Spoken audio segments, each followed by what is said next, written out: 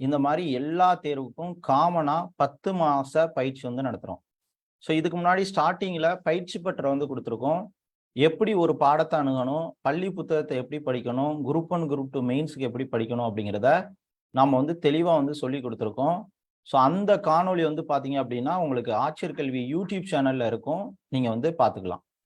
இப்போ ஓவராலா இந்த டிஎன்பிசி, யூபிஎஸ்சி, எஸ்எஸ்சி, ஆர்ஆர்பி எல்லா எக்ஸாமையும் இப்போ யூபிஎஸ்சி எடுத்துக்கிட்டீங்கன்னா தமிழ்நாட்டு லெவல்ல நீங்க படிக்க தேவையில்லை, படிக்கணும். ஒரு சில பாயிண்ட்ஸ் வந்து படிச்சீங்கன்னா போதும், இன்டர்வியூ எல்லாத்துக்கும் வந்து நீங்க படிச்சாகணும்.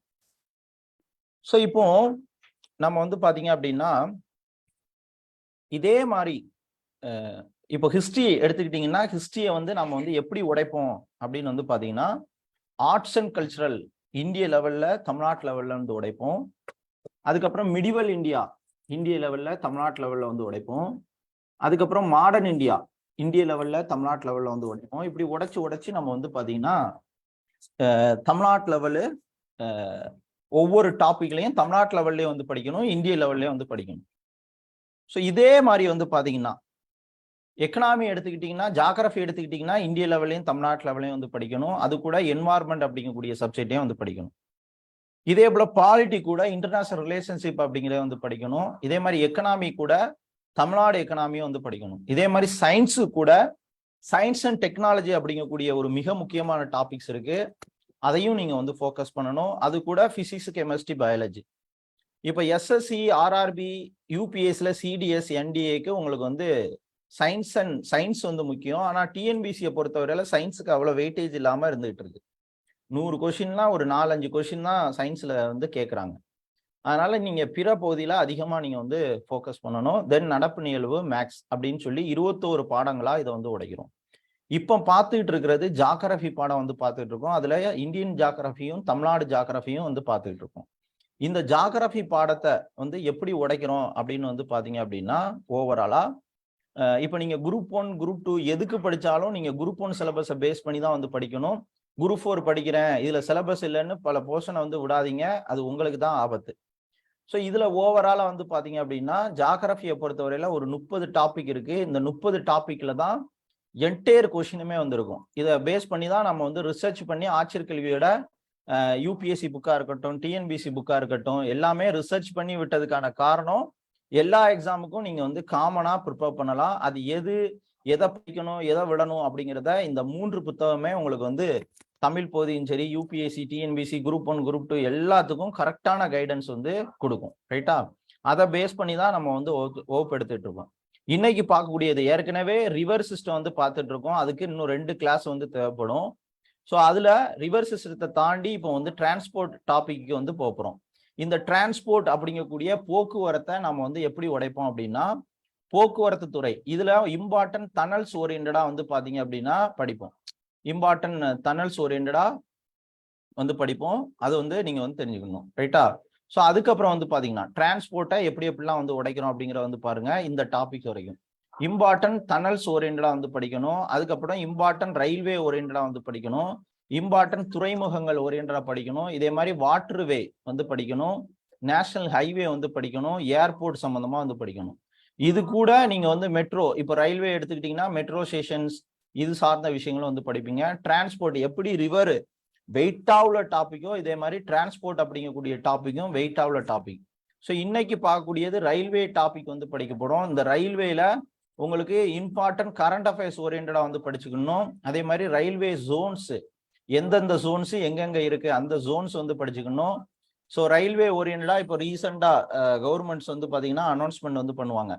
ஸோ அந்த ரயில்வே சார்ந்த நேம்ஸ் சார்ந்த விஷயங்களை நீங்க வந்து தெரிஞ்சுக்கணும். Okay, railway Jones, current affairs plus இது கூடவே வந்து பாத்தீங்கன்னா சோலார் சம்பந்தமா ரயில்வே வந்து பில்ட் பண்ணியிருப்பாங்க, அது சம்பந்தமா மெட்ரோ ஸ்டேஷன்ஸ் ஓரியன்டா நீங்க வந்து தெரிஞ்சுக்கணும். முக்கியமா சென்னை மெட்ரோ ஸ்டேஷன்ஸ் அதுல சோலார் உள்ளது, இதெல்லாம் நீங்க வந்து படிச்சுக்கணும் ரயில்வே சம்பந்தமா. ரைட்டா? இப்போ இந்த ரயில்வே டாபிக்கை நான் வந்து உடைச்சு உங்களுக்கு வந்து தெளிவான முறையில சொல்லி கொடுக்க போறேன். அதை நீங்க வந்து தெளிவான முறையில கவனிச்சுக்கோங்க. ஃபர்ஸ்ட் நம்ம வந்து ரயில்வே சம்பந்தமான விஷயம் வந்து போகும்பொழுது நம்ம வந்து ஃபோக்கஸ் பண்ண வேண்டியது வந்து பாத்தீங்க அப்படின்னா நம்ம வந்து ரயில்வே பட்ஜெட் அப்படிங்கக்கூடிய ஒரு விஷயம் வந்து இருக்கு. அந்த விஷயம் இப்ப ரயில்வே பட்ஜெட் அப்படிங்கிறது இருக்கா அப்படின்னா இல்ல. ரயில்வே பட்ஜெட்டை என்ன பண்ணிட்டாங்க அப்படின்னா நீக்கிட்டாங்க. பொது பட்ஜெட்டுக்கும் ரயில்வே பட்ஜெட்டுக்கும் வந்து பாத்தீங்க அப்படின்னா இப்போ வந்து ரயில்வே பட்ஜெட்டை நீக்கிட்டாங்க. ஓகே, ஸோ இப்போ ரயில்வே பட்ஜெட் சார்ந்த விஷயத்துக்கு முதல்ல நம்ம வந்து போயிட்டு அடுத்து ஒவ்வொரு டாப்பிக்கும் வந்து என்ன பண்ணிருக்கலாம், போய்க்கலாம். எல்லாருக்கும் சவுண்டு தெளிவா இருக்குல்ல? யாருக்கும் ஆடியபிளா இல்லைன்னா எக்ஸிட் ஆயிட்டு உள்ள வாங்க, கேட்கும். மற்ற எல்லாருக்கும் சவுண்டு நல்லா இருக்குல்ல? ஓகே சார், ரொம்ப கிளியரா இருக்கு சார். ஓகே, ஸோ இப்போ ரயில்வே பட்ஜெட் சார்ந்த விஷயத்துக்கு வந்து பார்க்க போறோம். ஸோ இந்தியாவில் பட்ஜெட் அப்படிங்கக்கூடிய வார்த்தை நமக்கு இந்தியன் கான்ஸ்டியூஷன்ல இருக்கா அப்படின்னா இல்லை. ஓகே, அதுக்கு பதிலாக என்ன இருக்கு அப்படின்னு பார்த்தீங்கன்னா ஆண்டு நிதி அறிக்கை, ஆனுவல் ஃபினான்ஸ் ஸ்டேட்மெண்ட் அப்படிங்கக்கூடிய விஷயம் தான் வந்திருக்கு. ரைட்டா? ஆனுவல் ஃபினான்ஸ் ஸ்டேட்மெண்ட் அப்படிங்கக்கூடிய வார்த்தை தான் வந்திருக்கு. பட்ஜெட் அப்படிங்கக்கூடிய வார்த்தை வந்து கிடையாது. அப்போ ஆண்டு நிதி அறிக்கை அப்படிங்கிறது எந்த ஆர்டிகிள் கீழே வந்து வரும் அப்படின்னா ஆர்டிகிள் 112 கீழே. ஆர்டிகிள் 112 கீழே என்ன நடக்கும் வந்து பார்த்தீங்கன்னா ஆண்டு நிதி அறிக்கை அப்படிங்கக்கூடிய விஷயம் வந்திருக்கு. ஸோ இப்போ ஃபினான்சியர் அப்படிங்கக்கூடிய விஷயம், ஃபினான்சியர்னா நேத்தே வந்து சொன்னேன். ஸோ இப்போ உலக லெவல்ல வந்து பார்த்தீங்கன்னா அமெரிக்கா இந்த மற்ற கண்ட்ரிலாம் வந்து பார்த்தீங்கன்னா ஜனவரி 1ஆம் தேதியிலேருந்து டிசம்பர் 31ஆம் தேதி வரைக்கும் நமக்கு வந்து பொதுவாக ஃபினான்சியர் வந்து ஃபாலோ பண்றாங்க. இந்தியாவில் ஒரே ஒரு மாநிலம், மத்திய பிரதேஷ் மாநிலம் வந்து பார்த்தீங்கன்னா ஃபினான்சியரை ஜனவரி 1ஆம் தேதியிலிருந்து டிசம்பர் 31ஆம் தேதி வரைக்கும் ஃபாலோ பண்றாங்க. இதே மாதிரி யூனிஃபார்ம் சிவில் கோடு அப்படின்னு வந்து சொல்லுவோம். யூனிஃபார்ம் சிவில் கோடு அப்படின்னு வந்து பாத்தீங்க அப்படின்னா பொது சிவில் சட்டம் அப்படின்னு அர்த்தம். இப்போ கிறிஸ்தவர்கள், இந்துக்கள், முஸ்லிம்களுக்கு செப்பரேட் மேரேஜ் ஆக்ட் இருக்கு. அதை எல்லாத்துக்கும் காமனா ஒரு மேரேஜ் ஆக்ட் வந்து பாத்தீங்கன்னா ஆர்டிகிள் 44 படி 44 படி DPSP direct principal state policy கீழே வந்து வரும். அதாவது அரசின் நெறிமுறை கோட்பாடுக்கு கீழே வரக்கூடிய ஒரு 44 ஆர்டிகிள் என்னன்னா பொது சிவில் சட்டம், யூனிஃபார்ம் சிவில் கோடு. இந்த யூனிஃபார்ம் சிவில் கோடை இம்ப்ளிமெண்ட் பண்ண ஒரே ஸ்டேட் குஜராத். சாரி, குஜராத் கிடையாது, கோவா. ரைட்டா? ஸோ அப்போ ஃபினான்சியரை வந்து இம்ப்ளிமெண்ட் பண்ணக்கூடிய ஒரே ஸ்டேட் மத்திய பிரதேஷ். இப்போ ஸ்டேட் ஓரியன்டா தெரிஞ்சுக்கணும். அதே மாதிரி இந்தியாவில் ஆர்கானிக் ஸ்டேட், முழுக்க இயற்கை விவசாயம் பண்ண ஸ்டேட் வந்து பாத்தீங்கன்னா ஃபர்ஸ்ட் ஸ்டேட் வந்து சிக்கிம், அடுத்த ஸ்டேட் வந்து பாத்தீங்கன்னா கேரளா. இது வந்து ஸ்டேட் வைஸ் வந்து உங்களுக்கு இன்ஃபர்மேஷன்ஸ் வந்து கேட்பாங்க. இதை வந்து என்ன பண்ணிக்கணும், தெரிஞ்சுக்கணும். யாருக்கெல்லாம் ஆடியோ கேட்கல கமெண்ட் பண்ணுங்க. எல்லாருக்கும் கேக்குது, ஒரு 2 பேர் மட்டும் கேட்கல. அல்டி நீங்க ஃபேஸ்புக்ல ஃபாலோ பண்ணிக்கோங்க. எல்லாரும் கேக்குதா சவுண்டு? கேட்காதவங்க மட்டும் நோன்னு சொல்லுங்க. Clear sir. கேட்காதவங்க மட்டும் நோன்னு சொல்லுங்க. Sir, okay sir. உங்க மைக்கு ஏதாவது மியூட் எதுவும் பண்ணிருக்கீங்களான்னு பாத்துக்கோங்க. ரைட்டா? ஸோ இப்போ நம்ம வந்து ரயில்வே பட்ஜெட் சார்ந்த விஷயத்துக்கு பார்க்க போறோம். முன்னாடி எப்பவுமே வந்து பட்ஜெட் சார்ந்த விஷயங்கள் வந்து பாத்தீங்கன்னா பிப்ரவரியோட எண்டில் வந்து நடக்கும். இந்த ரயில்வே பட்ஜெட் ஸ்டார்ட் பண்றதுக்கு முன்னாடி என்ன பண்ணுவாங்கன்னா ஃபர்ஸ்ட் ரயில்வே பட்ஜெட் வந்து ஸ்டார்ட் பண்ணுவாங்க. ஸோ அப்போ இந்தியாவில் 2 விதமான பட்ஜெட் வந்து இருந்துச்சு. ரயில்வே பட்ஜெட், அதுக்கப்புறம் வந்து பாத்தீங்கன்னா ஜெனரல் பட்ஜெட், பொது பட்ஜெட் அப்படிங்கக்கூடிய 2 விஷயம் வந்து இருந்துச்சு. ஸோ இந்த 2 பட்ஜெட்டும் வந்து பாத்தீங்க அப்படின்னா ஃபர்ஸ்ட் என்ன பண்ணாங்க அப்படின்னு வந்து பாத்தீங்கன்னா ஸோ இதுல முக்கியமா வந்து பாத்தீங்கன்னா எவ்வளவு வரவு செலவு அப்படிங்கக்கூடியதை கால்குலேட் பண்றதுதான் பட்ஜெட் அப்படின்னு வந்து சொல்லுவோம். ரைட்டா? ஸோ இப்போ வந்து பாத்தீங்க அப்படின்னா இந்த ரயில்வே பட்ஜெட் அப்படிங்கக்கூடிய விஷயம் ஃபர்ஸ்ட் ஜெனரல் பட்ஜெட்ல இருந்து எப்போ பிரிச்சாங்க அப்படின்னா 1921ஆம் ஆண்டு 1921ஆம் ஆண்டு பிரிச்சாங்க. ஸோ எந்த கமிட்டி ரெக்கமெண்டேஷன் படி வந்து பிரிச்சாங்கன்னா அக்வர்த் கமிட்டியோட ரெக்கமெண்டேஷன் படி என்ன பண்ணாங்க, இந்த பொது பட்ஜெட்ல இருந்து ரயில்வே பட்ஜெட்டை வந்து பிரிச்சாங்க 1921ஆம் ஆண்டு அப்படிங்கிறத தெரிஞ்சுக்கணும். ரைட்டா? அப்ப எப்பவுமே இந்த பட்ஜெட் அப்படிங்கிறது எப்படி முன்னாடி ஃபாலோ பண்ணுவாங்கன்னா பட்ஜெட் அப்படிங்கிறது மக்களவையில மட்டும்தான் அறிமுகப்படுத்த முடியும். அதாவது லோக்சபாவில் மட்டும்தான் அறிமுகப்படுத்த முடியும், ராஜ்யசபாவில் அறிமுகப்படுத்த முடியாது. அறிமுகப்படுத்தப்பட்ட பிறகு ஃபர்ஸ்ட் என்ன பண்ணுவாங்கன்னா பட்ஜெட் அறிமுகப்படுத்துறதுக்கு முன்னாடி பிரசிடென்டோட ப்ரியர் பெர்மிஷன் வேணும். ஸோ மத்திய லெவலா இருந்தா பிரசிடென்டோட ப்ரியர் பெர்மிஷன், இது மாநிலங்கள் லெவல்ல இருந்தா கவர்னருடைய முன் அனுமதி வந்து தேவை முடிஞ்ச பிறகு மத்திய லெவல்ல இருந்தா லோக்சபா, மாநிலங்கள்ல இருந்தா சட்டமன்ற பேரவை லெஜிஸ்லேட்டிவ் அசம்பிளில என்ன பண்ணுவாங்க, பட்ஜெட் வந்து தாக்கல் பண்ணுவாங்க. தாக்கல் பண்ண பிறகு ஃபர்ஸ்ட் அதுக்கு முன்னாடி என்ன பண்ணுவாங்க, பிரசிடென்ட் வந்து ப்ரியர் பெர்மிஷன் கொடுப்பாரு. ரயில்வே பட்ஜெட் ஃபர்ஸ்ட் தாக்கல் பண்ணுவாங்க, அதுக்கப்புறம் ஜெனரல் பட்ஜெட் வந்து தாக்கல் பண்ணுவாங்க. முன்னாடி நான் வந்து சொல்றேன், ஃபர்ஸ்ட் பிரசிடென்ட் என்ன பண்ணுவாரு, அனுமதி வந்து கொடுப்பாரு. கொடுத்த பிறகு ரயில்வே பட்ஜெட் வந்து பாஸ் பண்ணுவாங்க. அதுக்கப்புறம் வந்து பாத்தீங்கன்னா ஜெனரல் பட்ஜெட் வந்து பாஸ் பண்ணுவாங்க. அதுக்கப்புறம் வந்து பாத்தீங்க அப்படின்னா அதுக்கப்புறம் ரயில்வே பட்ஜெட் சார்ந்ததுல அதுக்கப்புறம் வந்து பாத்தீங்கன்னா டிமாண்ட் அண்ட் கிராண்டிங் அப்படிங்கக்கூடிய ஒரு ப்ராசஸ் வந்து நடக்கும். ஓகே, மானிய கோரிக்கை வந்து நடக்கும். அதுக்கப்புறம் வந்து பாத்தீங்கன்னா டிமாண்ட் அண்ட் கிராண்ட் முடிஞ்ச பிறகு முக்கியமா மணி பில், அதுக்கப்புறம் இன்னொரு பில் ஃபினான்ஸ் பில் வந்து பாஸ் பண்ணி என்ன பண்ணுவாங்க, பட்ஜெட் ப்ராசஸ் வந்து முடியும். ரைட்டா? ஸோ இந்த இது ரயில்வே பட்ஜெட் இப்போ வந்து கிடையாது. ரைட்டா? ஸோ ரயில்வே பட்ஜெட்டை என்ன பண்ணிட்டாங்க, அது வந்து நீக்கிட்டாங்க. இப்போதைக்கு வந்து பாத்தீங்க அப்படின்னா ஜெனரல் பட்ஜெட் மட்டும்தான், அதை வந்து தெரிஞ்சுக்கணும். ஸோ அப்போ இது வந்து பாத்தீங்க அப்படின்னா உங்களுக்கு எக்ஸாம்ல கொஷின்ஸா வந்து வரும். ஸோ இதை வந்து தெரிஞ்சுக்கணும். இது ரொம்ப ரொம்ப முக்கியமானது. அப்போ ரயில்வே பட்ஜெட் அப்படிங்கக்கூடிய விஷயத்த நீங்க வந்து தெரிஞ்சுக்கிட்டீங்க. ஸோ அதுக்கப்புறம் என்ன பண்ணாங்க அப்படின்னா 2016ல யூனியன் பட்ஜெட்ல என்ன பண்ணாங்க அப்படின்னா ரயில்வே பட்ஜெட்டையும் பொது பட்ஜெட்டையும் வந்து பாத்தீங்க அப்படின்னா மெர்ஜ் பண்ணிட்டாங்க. இதை வந்து தெரிஞ்சுக்கணும். ரைட்டா? ஸோ 2016ல லாஸ்ட் ரயில்வே பட்ஜெட் அப்போ எப்போ நடந்துச்சு, 25th பிப்ரவரி 2016ல மன்னிக்கவும் 25th பிப்ரவரி 2016ல கடைசி பட்ஜெட் வந்து நடந்துச்சு. சுரேஷ் பிரபு அப்படிங்கிறவர் தாக்கல் பண்ணாரு. அதுக்கப்புறம் வந்து பாத்தீங்கன்னா ரயில்வே பட்ஜெட் வந்து கிடையாது 2017ல இருந்து. ரைட்டா? ஸோ அப்போ அக்வர்த் கமிட்டி அப்படிங்கிறது ரொம்ப ரொம்ப முக்கியமான கமிட்டி. அடுத்து 1921ல ஃபர்ஸ்ட் இவங்க அக்வர்த் கமிட்டி படி ரெக்கமெண்டேஷன்ல என்ன பண்றாங்க, 1924ல இன்ட்ரோடியூஸ் பண்றாங்க, 2016ல க்ளோஸ் பண்றாங்க. ரைட்டா? ஸோ இது வந்து தெரிஞ்சுக்கணும். ரயில்வே பட்ஜெட் வந்து தெரிஞ்சுக்கணும். எப்போ 2017ல இருந்து மெர்ஜ் பண்ணிட்டாங்க. கடைசி பட்ஜெட் 2016ல 25th பிப்ரவரி மாசம் என்ன பண்ணாங்க, கடைசியா தாக்கல் பண்ணாங்க. ரைட்டா? ஸோ இப்போ நம்ம எங்க போறோம் அப்படின்னா ரயில்வே சார்ந்த விஷயத்துக்கு வந்து போறோம். இந்த வகுப்பு வந்து பாத்தீங்கன்னா இதுக்கு பின்னாடி நிறைய ஹார்ட் ஒர்க் இருக்கு. நீங்க வந்து நினைக்கலாம் இது வந்து என்னடா இவ்வளோ டேட்டா படிக்கணுமா அப்படின்னா, UPSC, SSC, RRB, TNUSRB, banking, railway எல்லாத்தையும் மெர்ஜ் பண்ணி நான் வந்து ரயில்வே சம்பந்தமான எல்லா தகவலையும் திரட்டி அதை வந்து ஒரு ஃப்ளோவில் நான் ப்ரிப்பேர் பண்ணி உங்களுக்கு வந்து கொடுக்குறேன்.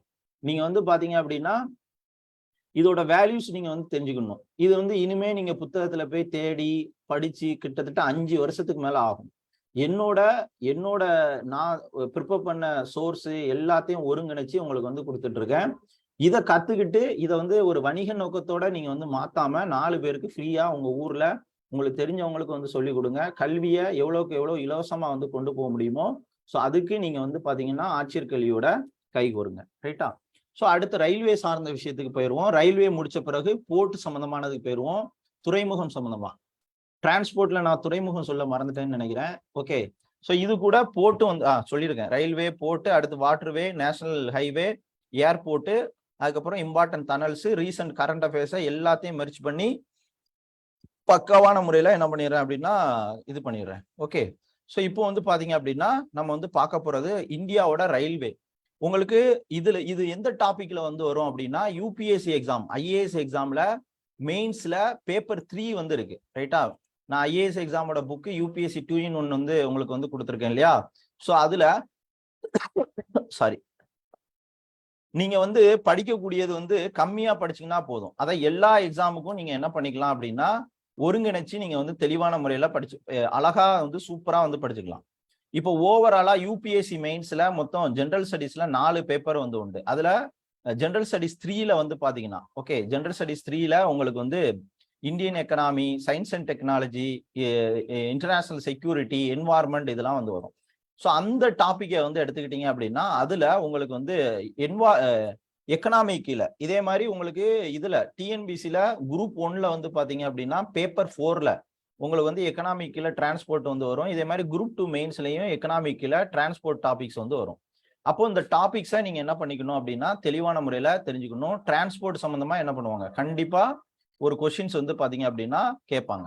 அப்போ உங்களுக்கு இதுல நம்ம இந்த இது சொன்னோம் இல்லையா, நம்ம மெயின்ஸ் பேப்பர்ல உங்களுக்கு வந்து பாத்தீங்க அப்படின்னா டிரான்ஸ்போர்ட் சம்பந்தமான டாபிக்ஸ் வந்து இருக்கு. அதை நீங்க வந்து தெரிஞ்சுக்கணும். அதுல ரயில்வே, போர்ட்டு உங்களுக்கு மெயின்ஸ்ல எக்கனாமிக் கீழே வந்து வரும்.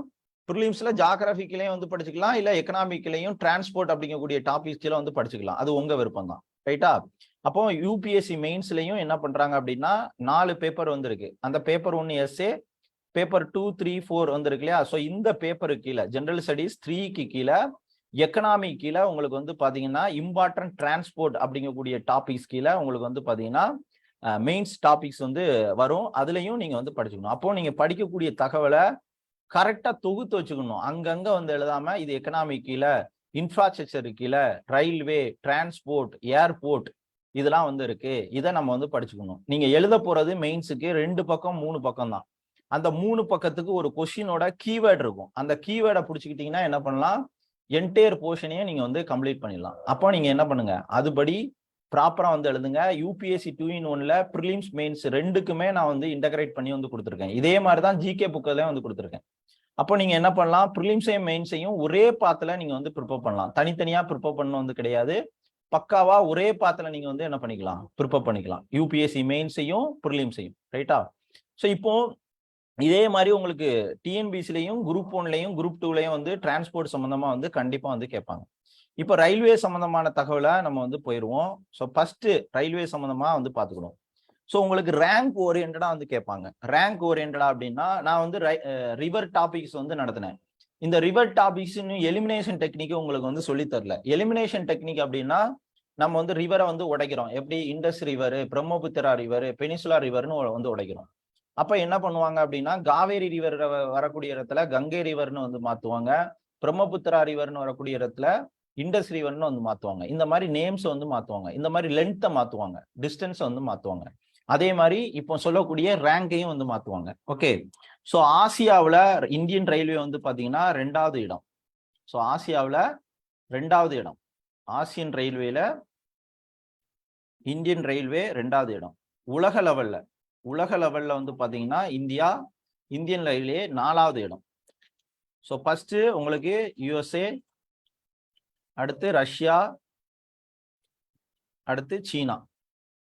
ஸோ இந்த ஆர்டரை தெரிஞ்சுக்கணும். உலக லெவல்ல 4வது இடம். ஆசிய நாடுகள்னா உங்களுக்கு வந்து தெரியும்னு நினைக்கிறேன். அப்படி இல்லாட்டி ஆசிய நாடு அப்படின்னா என்ன அப்படிங்கிறத மேப்ல பாருங்க. ரைட்டா? ஆசியா கண்ட்ரி வந்து பாத்தீங்கன்னா மேப்ல வந்து பாத்தீங்கன்னா உங்களுக்கு வந்து வந்துடும். ஸ்பெல்லிங் தப்பா போட்டாங்க. ஏஎஸ்சி. ஸோ இப்போ ஆசியன் கண்ட்ரி அப்படின்னா என்னன்னு பாருங்க. ஸோ இது வந்து சில இதெல்லாம் நீங்க வந்து பாத்தீங்கன்னா தேடி தான் வந்து படிக்கணும். ஸோ இது ஆசியன் கண்ட்ரிஸ் அப்படின்னா இதுதான் வந்து ஆசியன் கண்ட்ரிஸ். ரைட்டா? ஸோ ஆசியா அப்படிங்கிறது எதெல்லாம் வரும் அப்படிங்கிறத தெரிஞ்சுக்கோங்க, கவனிங்க. ஸோ ஆசியன் நாடுகள் அப்படிங்கிறது இங்கிட்ட வந்து பாத்தீங்கன்னா அப் டு இங்க வரைக்கும் வந்து இருக்கும். ரஷ்யா, ரைட்டா? ஸோ இங்க வந்து பாத்தீங்கன்னா சைனா, மங்கோலியா, இது இந்தியா, இது வந்து பாத்தீங்கன்னா ஈஸ்ட் ஆசியா அப்படின்னு வந்து சொல்லுவோம். ஈஸ்ட் ஆசியன் கண்ட்ரிஸ் அப்படின்னு சொல்லி. ரைட்டா? ஒரு முக்கியமான நாடுகள். இது வந்து பாத்தீங்கன்னா அரபிக் நாடுகள், கல்ஃப் கண்ட்ரிஸ் அப்படின்னு சொல்லுவோம். இது எல்லாம் சேர்ந்ததுதான் ஆசியா. ஸோ இந்த ஆசியாவில் நம்ம வந்து பாத்தீங்கன்னா 2வது லெவல்ல வந்து இருக்கோம். இது வந்து தெரிஞ்சுக்கணும். So West Asia, Central Asia இதெல்லாம் வந்து இருக்கு. இங்க வந்து பாத்தீங்கன்னா இதை கவனிங்க. இதெல்லாம் நியூஸ் பேப்பர்ல வந்து படிப்பீங்க, நமக்கு புரியாது. என்ன இங்க பாருங்க, வெஸ்ட் ஆசியானா இந்த சவுதி அரேபியா, இந்த நாடுகள். சவுத் ஆசியானா இந்த இது. சென்ட்ரல் ஆசியானா இந்த இது. நார்த் ஆசியானா ரஷ்யா அந்த இது. ஈஸ்ட் ஆசியானா சைனா. சவுத் ஈஸ்ட் ஆசியானா என்னது இப்ப சொன்னேன் இல்லையா, east Asia. South east Asia east ஆசியான்னு சொல்லிட்டேன்னு நினைக்கிறேன். ஸோ இதெல்லாம் ஆசியன் நாடுகள். இது வந்து தெரிஞ்சுக்கணும். இது வந்து உடைச்சு தெரிஞ்சுக்கோங்க. ஓகே, இது வந்து தெரிஞ்சுக்கணும். அடுத்து வந்து பார்ப்போம் ரயில்வே சம்பந்தமான தகவலை இன்னும் பார்ப்போம். அப்போ ஆசியாவில் 2nd லெவலு, ஓகே, வேர்ல்ட் லெவல்ல 4th லெவல்ல இருக்கக்கூடிய இதான் வந்து இருக்கு ரயில்வேல. ஸோ இந்தியாவில் ஃபர்ஸ்ட் வந்து பாத்தீங்கன்னா எங்க வந்து ஸ்டார்ட் பண்ணோம் ரயில்வே அப்படின்னா, நீங்க இவ்வளவு நாளும் மும்பை டு தானே அப்படின்னு வந்து நினைச்சிருப்பீங்க. ஃபர்ஸ்ட் ட்ரெயின் வந்து எதுல இது பண்ணாங்கன்னா ரோக்ரே அப்படிங்கக்கூடிய இடத்து டு ஓகே பிரான் ஹலியர் அப்படிங்கக்கூடிய இடத்துக்கு என்ன பண்ணோம், இது பண்ணோம். ஆனா இது வந்து ஃபெயிலியர் மாடல். கங்கா கேனல் வந்து இருக்கு இல்லையா, ஸோ அந்த இது கன்ஸ்ட்ரக்ஷன் பண்ணும்போது நம்ம வந்து இது பண்ணாங்க. ஸோ இந்த இதை நீங்க வந்து நோட் பண்ணி வச்சுக்கோங்க. ஆனா எக்ஸாம்ல கொஸ்டின் வந்து ஃபர்ஸ்ட் அப்படின்னு வந்து கேட்டாங்கன்னா ஃபர்ஸ்ட் ட்ரெயின் வந்து பாத்தீங்கன்னா ரோக்ரே டு இதுதான் வந்து லொகேஷன்ஸ். இது வந்து ஓகே. ஸோ இந்த தகவலை தெரிஞ்சு வச்சுக்கோங்க. ஓகே. ஸோ இப்போ இங்க வந்து பாத்தீங்க அப்படின்னா இந்தியாவில் முதல் எப்போ ஆப்ரேட் பண்ணாங்க அப்படின்னு வந்து பாத்தீங்கன்னா ரூக்கி டு பிரன் கலியார் அப்படிங்கக்கூடிய இடத்துக்கு. ஸோ டிசம்பர் 22ஆம் தேதி 1851 நாள், டிசம்பர் 22 1851 என்ன பண்ணாங்க அப்படின்னா கங்கை கால்வாய் கேனலுக்கு இடையில வந்து என்ன பண்ணியிருக்காங்க 10 கிலோமீட்டர். ஓகே, ஸோ களிமண், இந்த களிமண்ணை வந்து எடுக்கிறதுக்காக, கிளேஸை வந்து எடுக்கிறதுக்காக இது இந்த ரயில்வே வந்து ஓப்பன் பண்ணாங்க. 10 கிலோமீட்டருக்கு என்ன பண்ணாங்கன்னா களிமண் வந்து எடுத்துட்டு வர்றதுக்காக இது பண்ணியிருந்தாங்க. ஓகே, ஸோ இதுல வந்து பாத்தீங்க அப்படின்னா கிட்டத்தட்ட வந்து இவ்வளவு டிஸ்டன்ஸை வந்து பாத்தீங்க அப்படின்னா 4 மைல் வேகத்துல வந்து ட்ரெயின் வந்து போயிருக்கு. கிட்டத்தட்ட 38 நிமிஷம் வந்து பாத்தீங்கன்னா ஆயிருக்கு. கடைசி வந்து பாத்தீங்கன்னா அந்த இன்ஜின் வந்து பாத்தீங்கன்னா கொலாப்ஸ் ஆயிரும். ஸோ அதனால இது வந்து ஒரு ஃபெயிலியர் மாடல், ரைட்டா? இது வந்து தெரிஞ்சுக்கணும். ஸோ அதுக்கப்புறம் வந்து பாத்தீங்க அப்படின்னா ஸோ அதுக்கப்புறம் ஃபர்ஸ்ட் என்ன பண்ணாங்க அப்படின்னா அடுத்து 1852 வந்து பாத்தீங்க அப்படின்னா இதை வந்து முயற்சி பண்ணி பார்த்தாங்க, ஃபெயிலியர் ஆகி போச்சு. ஸோ அதுக்கப்புறம் முதலா ஆப்ரேட் பண்ணப்பட்ட ட்ரெயின் எது அப்படின்னு வந்து பாத்தீங்கன்னா டல்ஹௌசி பிரபு காலத்துல 1.5 வருஷத்துக்கு அப்புறம் வந்து என்ன பண்ணாங்க அப்படின்னா டல்ஹௌசி பிரபு காலத்துல 16 ஏப்ரல் 1853 16 ஏப்ரல், இந்த தேதியை வச்சுதான் கொஸ்டின் கேட்பாங்க, கன்ஃபியூஸ் ஆயிடக்கூடாது. 16 April, okay, 1853 first passenger train அப்படின்னாலே உங்களுக்கு வந்து எது? ஸோ அந்த ட்ரெயின் ஜஸ்ட் கிளேவை எடுக்கிறதுக்காக, களிமண் எடுக்கிறதுக்காக பயன்படுத்தப்பட்டது. ஃபர்ஸ்ட் பேசஞ்சர் பயணிகளுக்கான ரயில்வே வந்து பாத்தீங்க அப்படின்னா எது? மும்பை டு தானே வந்து பாத்தீங்க அப்படின்னா ஃபர்ஸ்ட் இது பண்ணாங்க. ஓகே, போரி பந்தர் அப்படிங்கக்கூடிய இடம். ஓகே, மும்பை டு தானே இடையில என்ன பண்ணப்பட்டது? இது பண்ணுச்சு. எத்தனை கிலோமீட்டர்? 34 கிலோமீட்டர். ஸோ இதுல இன்ஜினுக்கான நேம் வந்து தெரிஞ்சுக்கணும். 3 இன்ஜின்கள் வந்து இது பண்ணாங்க. சாஹிப் அப்படிங்கக்கூடிய இன்ஜின், ஓகே, அதுக்கப்புறம் சிந்த் அப்படிங்கக்கூடிய இன்ஜின், அதுக்கப்புறம் சுல்தான் அப்படிங்கக்கூடிய இன்ஜின். இதெல்லாம் நிறைய இன்டகிரேட் பண்ணி நான் வந்து சொல்லிட்டு இருக்கேன். இதெல்லாம் போட்டு படிக்கணுமா அப்படின்னு நினைக்காதீங்க. நீங்க அடுத்த ஒரு உங்க லைஃப் இருக்க தண்டியும் இதை வந்து ஒரு சோர்ஸாவே வச்சுக்கிட்டு என்ன பண்ணலாம், 4 பேருக்கு சொல்லி கொடுக்கலாம். சுல்தான் அப்படிங்கக்கூடிய இது. ஓகே, இந்த இன்ஜினோட நேம்ஸ். அப்போ கிலோமீட்டர்ஸ், எவ்வளவு டிஸ்டன்ஸ், 34 கிலோமீட்டர்ஸ், இது எல்லாம் வந்து தெரிஞ்சுக்கணும், ரைட்டா? இப்ப ரயில்வேயோட தலைமையகம், ரயில்வேயோட ஹெட் குவார்டர்ஸ் எங்க இருக்கு அப்படின்னு வந்து பாத்தீங்கன்னா டெல்லியில இருக்கு. புது டெல்லியில வந்து இருக்கு, பாத்துக்கணும், ரைட்டா? ஸோ இந்தியாவில் ஃபர்ஸ்ட் எலக்ட்ரிக் ட்ரெயினை பத்தி ஃபுல்லா பார்த்துட்டு ஜோனை பத்தி எல்லாம் பார்த்துருவோம். இதை மட்டும் பாருங்க போதும். அடுத்து நான் கொஸ்டின் வந்து காமிச்சிட்டு அதுல உள்ள எக்ஸ்பிளனேஷன்ஸ் வந்து சொல்றேன். முதல் மின்சார ரயில் வந்து பாத்தீங்கன்னா டெக்கான் குயின் அப்படின்னு சொல்லுவோம். டெக்கான் குயின். ஸோ இது வந்து 1929. ஸோ முதல் எலக்ட்ரிக்கல் ட்ரெயின் வந்து பாத்தீங்கன்னா டெக்கான், இது மும்பை டு பாம்பே டு பூனே வரைக்கும் வந்து பாத்தீங்கன்னா டிராவல் ஆகுது. Bombay to Pune. Okay, so உங்களுக்கு பூனா ஃபேக்ட் அதெல்லாம் வந்து படிப்பீங்க ஹிஸ்டரியில, ரைட்டா? ஸோ உங்களுக்கு ஹோம் ரூல் மூவ்மெண்ட், ஓகே, தன்னாட்சி இயக்கத்தை பூனேல வந்து பாத்தீங்கன்னா திலக் வந்து உருவாக்கியிருப்பாரு. இதே மாதிரி இங்க நம்ம சென்னையில வந்து பாத்தீங்கன்னா அன்னி பெசன்ட் அம்மையார் தன்னாட்சி இயக்கத்தை 1916 உருவாக்கியிருப்பாங்க. இதே போல இந்தியன் நேஷனல் காங்கிரஸோட ஃபர்ஸ்ட் மீட்டிங் 1885ஆம் ஆண்டு முதல் மீட்டிங் எங்க நடக்கும்? பாம்பேல நடக்கும். 2வது கொல்கத்தாவில் நடக்கும். அடுத்து வந்து பாத்தீங்கன்னா சென்னையில வந்து நடக்கும், ரைட்டா? ஸோ இது வந்து தெரிஞ்சுக்கணும், ரைட்டா? இது வந்து ரொம்ப ரொம்ப முக்கியமானது. இப்படி ஒவ்வொரு சப்ஜெக்டையும் என்ன பண்ணிக்கோங்க, லிங்க் பண்ணி நீங்க வந்து படிங்க. அப்போ first electrical train Deccan queen. So இந்தியாவில் வேகமான விரைவு ரயில், ஓகே, ஃபாஸ்டஸ்ட் ட்ரெயின் எது அப்படின்னு பாத்தீங்கன்னா டெல்லி டு வாரணாசி. வாரணாசி யாரோட தொகுதின்னு தெரியும்? இப்ப இருக்கக்கூடிய பிரைம் மினிஸ்டரோட தொகுதி. ஸோ இது வந்து பாத்தீங்கன்னா ட்ரெயின் 18 அப்படின்னு சொல்லுவோம். ட்ரெயின் 18 அப்படிங்கிறது இப்போ ரீசெண்டா ஒவ்வொரு பகுதியிலும் விட்டுட்டு இருக்காங்க இல்லையா? வந்தே பாரத் எக்ஸ்பிரஸ், வந்தே பாரத் எக்ஸ்பிரஸ் அப்படின்னு சொல்லுவோம். ஸோ இது வந்து பாத்தீங்க அப்படின்னா எத்தனை கிலோமீட்டர் போகும்?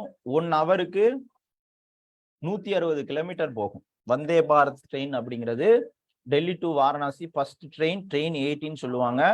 இது வந்து தெரிஞ்சு கொள்ள வேண்டிய தகவல், ரைட்டா? பார்த்துக்கோங்க.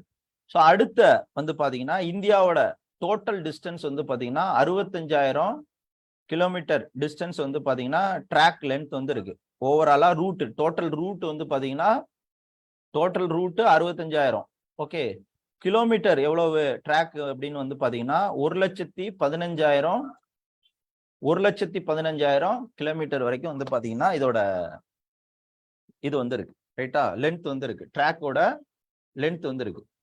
அப்போ இது ரொம்ப ரொம்ப முக்கியமானது. ஓகே, ஸோ அதுக்கப்புறம் வந்து பாத்தீங்க அப்படின்னா கிட்டத்தட்ட 7,500 ரயில்வே ஸ்டேஷன்ஸ் எவ்வளவு இருக்கு அப்படின்னா 7,500 ரயில்வே ஸ்டேஷன்ஸ் இந்தியாவில் வந்து இருக்கு. ஓகே, ஸோ இந்தியாவில் அதிகமான ரயில்வே போகக்கூடிய இடம் வந்து பாத்தீங்கன்னா அதிகமான டிராபிக் இருக்கக்கூடியது வந்து பாத்தீங்கன்னா மேக்சிமம் நம்பர் ஆஃப் ட்ரெயின் எங்க போகுது அப்படின்னு வந்து பாத்தீங்கன்னா மும்பைல. மும்பை அப்படிங்கிற சத்ரபதி சிவாஜி நிலையம் அப்படின்னு வந்து சொல்லுவோம். ஓகே, இது ரொம்ப ரொம்ப முக்கியமானது. அதுக்கப்புறம் வந்து பாத்தீங்கன்னா நடிகர் விவேக் தெரியும், நிறைய மரக்கன்றுகளை வந்து நட்டிருப்பாரு. இந்தியாவில் லாங்கஸ்ட் நீண்ட தொலைவு செல்லக்கூடிய ட்ரெயின் ரூட் வந்து பாத்தீங்கன்னா விவேக் எக்ஸ்பிரஸ். விவேக் எக்ஸ்பிரஸ் அப்படிங்கிறது நீண்ட தூரம் போகக்கூடிய ட்ரெயின். ஸோ எங்க போகுது அப்படின்னு வந்து பாத்தீங்கன்னா அஸ்ஸாம்ல மேப் வச்சோம்னா இது போதும்னு நினைக்கிறேன். ஓகே, திப்ருகர் அப்படிங்கக்கூடிய ஒரு இடம், அஸ்ஸாம்ல திப்கர் அப்படிங்கக்கூடிய இடம். அந்த இடத்துல இருந்து தமிழ்நாட்டுல கன்னியாகுமரி வரைக்கும் வந்து போகுது. கன்னியாகுமரி வரைக்கும் வந்து பாத்தீங்கன்னா இந்த ட்ரெயின் வந்து போகுது. கிட்டத்தட்ட 4,286 கிலோமீட்டர், 4,286 கிலோமீட்டர், கிட்டத்தட்ட 83 ஹவர்ஸ் வந்து பாத்தீங்க அப்படின்னா டிராவல் ஆகுது விவேக் எக்ஸ்பிரஸ். ஓகே, ஸோ அடுத்து வந்து பாத்தீங்கன்னா மெட்ரோ ட்ரெயின் சம்பந்தமான விஷயம் வந்து பார்த்துக்கிடுவோம். அண்டர் வாட்டர் ட்ரெயின் இந்தியாவில் முதலா தொடங்கப்பட்டதும் கொல்கத்தாவில் தான். ஸோ இந்தியாவில் ஃபர்ஸ்ட் மெட்ரோ ட்ரெயின், இந்தியாவோட ஃபர்ஸ்ட் மெட்ரோ ட்ரெயின் வந்து பாத்தீங்க அப்படின்னா அக்டோபர் 24, 1984, அக்டோபர் 24, 1984 ஃபேஸ்புக் லைவ் போதான்னு பார்த்து வரேன். போகுது. ஓகே, ஸோ இந்த டேட்டு ஞாபகத்தில் வச்சுக்கோங்க. ஓகே, ஸோ அக்டோபர் 24 என்ன டே? யுஎன்ஓ உருவாக்குன day. Okay, so united nation organization day அப்படின்னு வந்து சொல்லுவோம். ஸோ 1984 ஃபர்ஸ்ட் மெட்ரோ ட்ரெயின் வந்து வெஸ்ட் பெங்கால் கொல்கத்தாவில் வந்து இது பண்றாங்க. இதை நீங்க வந்து தெரிஞ்சுக்கணும். ஓகே, ஃபர்ஸ்ட் மெட்ரோ ட்ரெயின் எங்க அப்படின்னு பாத்தீங்கன்னா கொல்கத்தாவில் மேற்கு வங்காளில் 84ல வந்து இது பண்றாங்க. ஓகே, ஸோ இந்த விஷயத்த தெரிஞ்சுக்கோங்க. டம் டம் அப்படிங்கக்கூடிய இடத்துக்கும் டம் டம் டம் அப்படிங்கக்கூடிய இடத்துக்கும் ஓகே 2 வந்து பாத்தீங்க அப்படின்னா டம் டம் அப்படிங்கக்கூடிய இடத்துக்கும் பெல் காட்சியா அப்படிங்கக்கூடிய இடத்துக்கு, பெல் காட்சியா அப்படிங்கக்கூடிய இடத்துக்கு, டம் டம் அப்படிங்கக்கூடிய இடத்துக்கும் பெல் காட்சியா அப்படிங்கக்கூடிய இடத்திற்கும் முதலாக மெட்ரோ ரயில்வே என்ன பண்றாங்க, இது பண்றாங்க, ரைட்டா? ஸோ அப்போ இந்தியாவில் மெட்ரோ ரயில் உருவாக்கப்பட்ட ஆர்டர்ஸ் ஃபர்ஸ்ட் என்னது? கல்கத்தா. நோட் பண்ணி வச்சுக்கோங்க, இது ஏற்கனவே டிஎன்பிஎஸ்சில கேட்டிருக்காங்க. கொல்கத்தா, அதுக்கப்புறம் டெல்லி, அடுத்து பெங்களூர். ஓகே, அடுத்து வந்து பாத்தீங்க அப்படின்னா மெட்ரோ உருவாக்கப்பட்டது மும்பை, அடுத்து ஜெய்ப்பூர், அடுத்து 6வது தான் சென்னையில உருவாக்குனாங்க. அப்போ சென்னை மெட்ரோ ட்ரெயின் உருவாக்கப்பட்டது இந்தியாவில் 6வது இது. ஓகே, அடுத்து கொச்சி, அடுத்து வந்து பாத்தீங்க அப்படின்னா லக்னோ. 1857 ரிவோல்ட் வந்து படிப்போம். ஓகே, 1857ல இதுல பேகம் அப்படிங்கிறவங்க லக்னோ பகுதியில என்ன பண்ணிருப்பாங்க, ஃபைட் பண்ணிருப்பாங்க. இதெல்லாம் அப்படி லிங்க் பண்ணி வந்து படிக்கணும், ரைட்டா? அடுத்து வந்து பாத்தீங்கன்னா லக்னோ, அடுத்து ஹைதராபாத். ஸோ இந்தியா வந்து சுதந்திரம் வரும்போது ஹைதராபாத், ஜம்மு அண்ட் காஷ்மீர், அதுக்கப்புறம் இன்னொரு பகுதி குஜராத்ல, இவங்கெல்லாம் இந்தியாவில் இணைய மாட்டோம் அப்படின்ட்டாங்க, ரைட்டா? அடுத்து அகமதாபாத். ஸோ இந்தியாவில் ஒரு மிகப்பெரிய கிரிக்கெட் ஸ்டேடியம் இருக்கிறது அகமதாபாத்லாம், குஜராத்தில் இருக்கு. ஸோ அடுத்து காந்தி நகர், அடுத்து நாக்பூர். ஓகே, நாக்பூர் பகுதி இது வந்து தெரிஞ்சுக்கணும். ஓகே, ஸோ இதுல தெரிஞ்சுக்கோங்க. கொல்கத்தா, டெல்லி, பெங்களூர், மும்பை, ஜெய்ப்பூர், சென்னை, கொச்சி, லக்னோ, ஹைதராபாத், அகமதாபாத், காந்தி நகர், நாக்பூர். ஸோ நம்ம கொடுக்கக்கூடிய டேட்டா என்சிஆர்டி டிஎன்பிசியோட ஒரிஜினல் கண்டென்ட், அதாவது ஸ்கூல் புக்கோட ஒரிஜினல் கண்டென்ட். அதுல கரெக்ஷன் இருந்தாலும் நான் வந்து வெரிஃபை பண்ணிட்டு தான் வந்து சொல்லுவேன். இது மேக்சிமம் 99.9% கரெக்டா அக்யூரஸியா இருக்கும். சப்போஸ் ஏதாவது வேரியேஷன் இருந்துச்சுன்னா நான் வரக்கூடிய கிளாஸ்ல வந்து சொல்லுவேன். அதனால தைரியமா இது தப்பா இருக்குமோ ரைட்டா இருக்குமோ அப்படிலாம் நினைக்கணும்னா கண்டிப்பா ரைட்டா இருக்கும். ரைட்டா? ஸோ இதை வந்து பாத்துக்கோங்க. ஸோ இந்த ஆர்டர்ஸ் நீங்க வந்து தெரிஞ்சுக்கணும். அப்போ இந்தியாவில் ரயில்வே வந்து பாத்தீங்கன்னா 4 வகையான ரயில்வே வந்து இருக்கு. அது வந்து என்னென்ன அப்படிங்கிறத தெரிஞ்சுக்கோங்க. 4 வகையான ரயில்வே தண்டவாளங்கள் வந்து இருக்கு இல்லையா, 4 வகையான இது வந்து இருக்கு. ஸோ ஃபர்ஸ்ட் வந்து பாத்தீங்கன்னா அகலப்பாதை அப்படிங்கிறது, அகலப்பாதை. ஸோ அகலப்பாதைன்னா பிராட் கேஜ் அப்படின்னு வந்து இருக்கும் ஃபர்ஸ்ட் இது. ஸோ ரெண்டாவது வந்து பாத்தீங்கன்னா மீட்டர் கேஜ் அப்படிங்கக்கூடிய ஒண்ணு, மீட்டர் கேஜ் அப்படிங்கக்கூடிய ஒண்ணு. ஓகே, ஸோ அதுக்கப்புறம் வந்து பாத்தீங்கன்னா நேரோ கேஜ், குறுகிய பாதை, நேரோ கேஜ் அப்படிங்கிறது அடுத்த லெவல். ஸோ நேரோ கேஜ் அப்படிங்கிறது அடுத்த லெவல். ஸோ அடுத்தது வந்து பாத்தீங்கன்னா லைட் கேஜ் அப்படிங்கக்கூடிய ஒரு மெல்லிய அந்த மாதிரி வந்து வச்சுக்கலாம், நேரோ கேஜ். ஸோ இதோட டிஸ்டன்ஸ் எவ்வளவு, இந்த 2 தண்டவாளம் இருக்கு இல்லையா, இதுக்கு இடையில இருக்கக்கூடிய டிஸ்டன்ஸ் எவ்வளவுன்னு வந்து கேட்பாங்க. அகலப்பாதை பிராட்கேஜ்னா 1.67 என்னது மீட்டர், சாரி மில்லிமீட்டர் கிடையாது, மீட்டர். மீட்டர் கேஜ்னா மீட்டர்னாலே 1 மீட்டர் அப்படின்னு ஞாபகத்துல வச்சுக்கோங்க.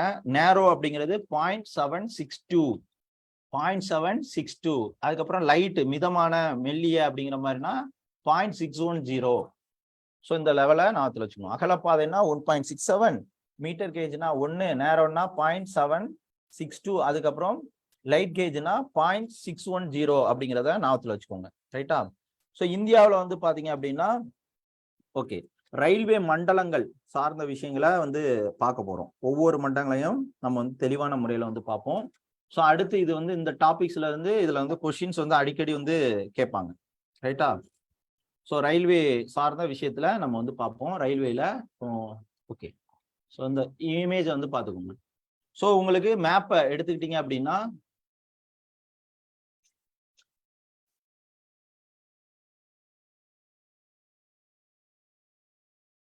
எல்லாருக்கும் மேப் தெரியுதுல்ல? இந்தியா மேப்ல இது வந்து பாத்தீங்கன்னா நார்த், வடக்கு, இமயமலை இருக்கு இல்லையா, அதை என்ன சொல்லுவோம் அப்படின்னா வடக்கு அப்படின்னு சொல்லுவோம். இங்க இருக்கிறது தெற்கு அப்படின்னு சொல்லுவோம். கன்னியாகுமரி இருக்கு இல்லையா, இதை வந்து சவுத் அப்படின்னு சொல்லுவோம், சவுத் அப்படின்னு சொல்லுவோம். ரைட்டா? ஸோ அதுக்கப்புறம் வந்து பாத்தீங்க அப்படின்னா இது வந்து மேற்கு, இந்த பகுதி மேற்கு, இமயமலை இந்த சைடு இமயமலை இதெல்லாம் வந்து மேற்கு. இந்த அரபிக்கடல் இருக்கிறது கிழக்கு, ஈஸ்ட் அப்படின்னு சொல்லுவோம். ரைட்டா?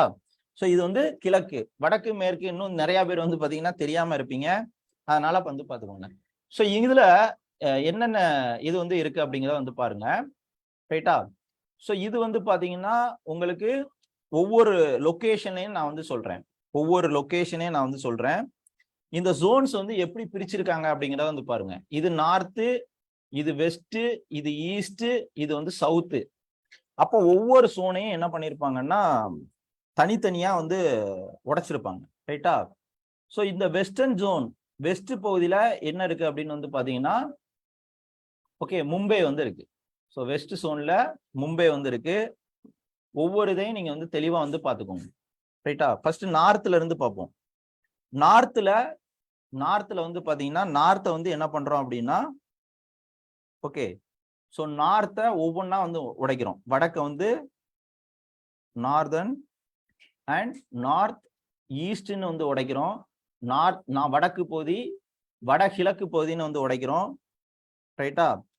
அடுத்து நார்த் ஈஸ்ட் ஃப்ரான்டியர் அப்படின்னு வந்து என்ன பண்றோம், உடைக்கிறோம். முதல்ல இந்த பட்டியலை தெரிஞ்சுக்கோங்க. நார்த்து, வடக்கு, வடகிழக்கு, நார்த் ஈஸ்ட், வடகிழக்கு, ஃப்ரான்டியர் அப்படின்னு சொல்லி என்ன பண்றோம், உடைக்கிறோம். ஓகே, அதுக்கப்புறம் நார்த் சென்ட்ரல் அப்படின்னு வந்து உடைக்கிறோம். நார்த் சென்ட்ரல் அப்படின்னு வந்து வடக்கு மத்திய அப்படின்னு சொல்லி என்ன பண்றோம், உடைக்கிறோம்.